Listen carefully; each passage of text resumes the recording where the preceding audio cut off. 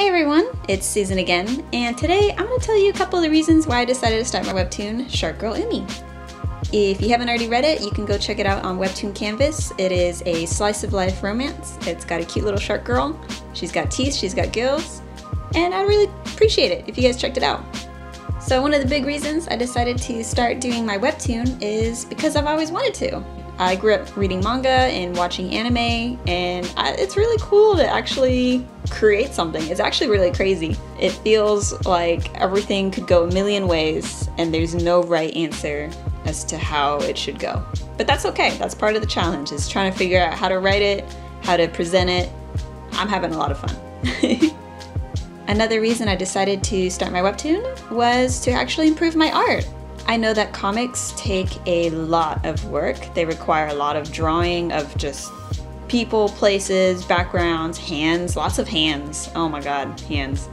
And I knew that even though it was a lot of work, it would really help improve my art because it would force me to draw, it would motivate me to draw things I'm not used to drawing. And I've seen many comic artists improve over the course of their work, and I wanted to be like that too. I wanted to see the difference. And guess what? It has been working. Since if you look at my chapter 1 and you look at my current chapter, there is a definite change in my skill level and my style, and I'm really happy to see that. I didn't know it would actually happen, and sure enough it did.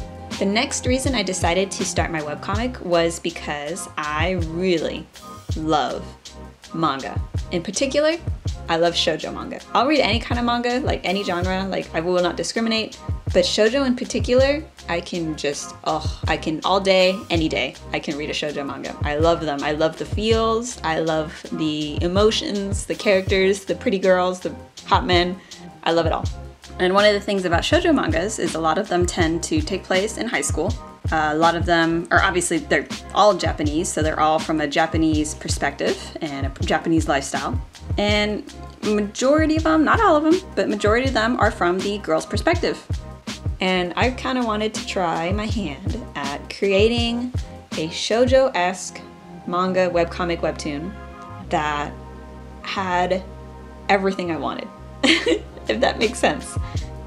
That has characters that are believable, characters that are multi-dimensional and have real-life problems, that has interesting situations and funny situations. I feel like a lot of shoujos fall into the same tropes that I see reoccur in some of the thought processes and the events that happen.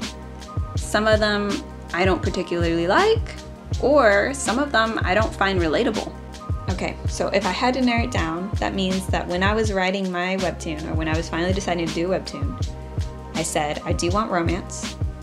I love slow burners. I'm a big slow burner fan. And I want it from the guy's perspective.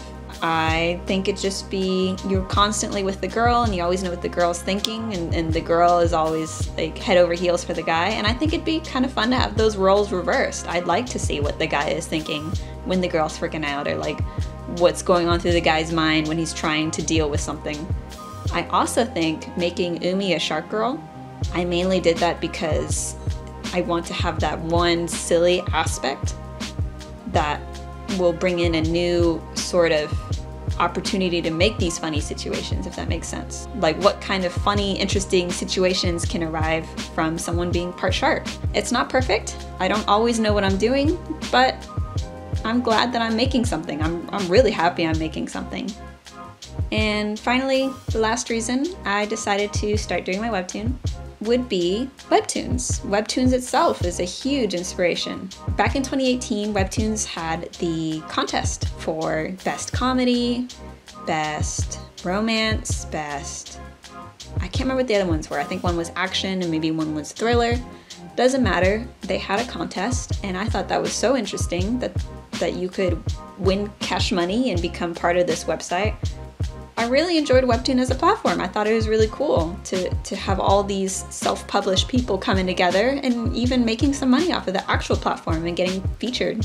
So I decided to do it. I said, okay, I have this idea of this girl. She's a shark.